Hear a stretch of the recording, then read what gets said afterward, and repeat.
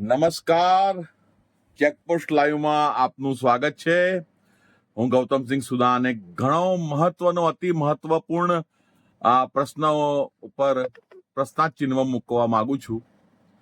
બાબત એ છે કે ઇલેક્શન પતી ગયું, નડિયાદમાં ભારતીય જનતા પાર્ટીની 51 સીટો આવી ગઈ મહાનગરપાલિકામાં અને 1 સીટ કોંગ્રેસમાં આવી ગઈ. મારું કહેવું એ છે કે અત્યારે 3-4 દિવસથી એક ચર્ચા બહુ જોર પકડી રહી છે કે નડિયાદમાં હવે મેયર કોણ બનવો જોઈએ.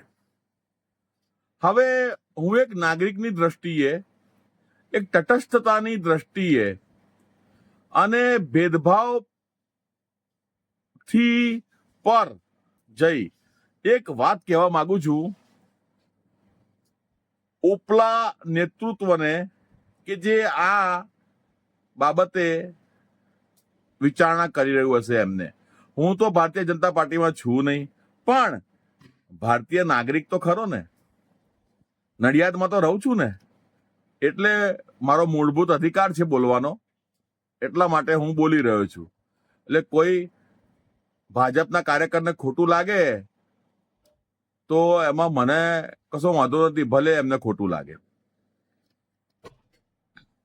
વાત એ છે કે તમે ક્ષત્રિય સમાજના કે તળપદા સમાજના, એ બેમાંથી કોઈ પણ એક ઉમેદવારને, કાં તો કોઈ પણ એક જે બી હોય, લેડીઝ હોય, જેન્ટ્સ હોય, જેને બી તમે બનાવવા માંગતા હોય, તેને તમે મેયર બનાવી દો. તમે કહો છો ને અમે નાત જાતમાં માનતા નથી, અમે તો અમારી પાર્ટી તો બહુ સિદ્ધાંતવાદી છે, અમે તો જરા પણ એવું જોતા નથી, ભેદભાવમાં માનતા નથી. તો મહાનગરપાલિકાના મેયર પદે નડિયાદના કોઈ આ 51 ઉમેદવારોમાંથી કોઈ ક્ષત્રિય ઉમેદવારને અથવા તો તળપદા સમાજના કોઈ ઉમેદવારને કે જે ઇલેક્શન જીત્યું હોય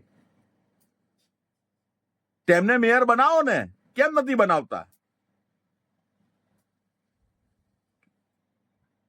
એ બાબતમાં કેમ તમે નથી વિચારતા કાંઈ?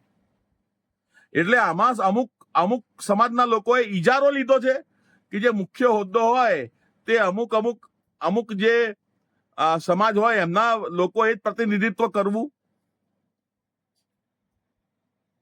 બીજા પણ ઇલેક્શન લડ્યા છે, એ પણ એમના વોર્ડમાં જીત્યા છે, પણ એમાં જે અમુક સમાજનો એક વર્ગ એવો છે કે જે એવું સમજે છે કે દરેક જગ્યાએ એ જ નેતૃત્વમાં હોવું જોઈએ, એમનું જ વર્ચસ્વ હોવું જોઈએ.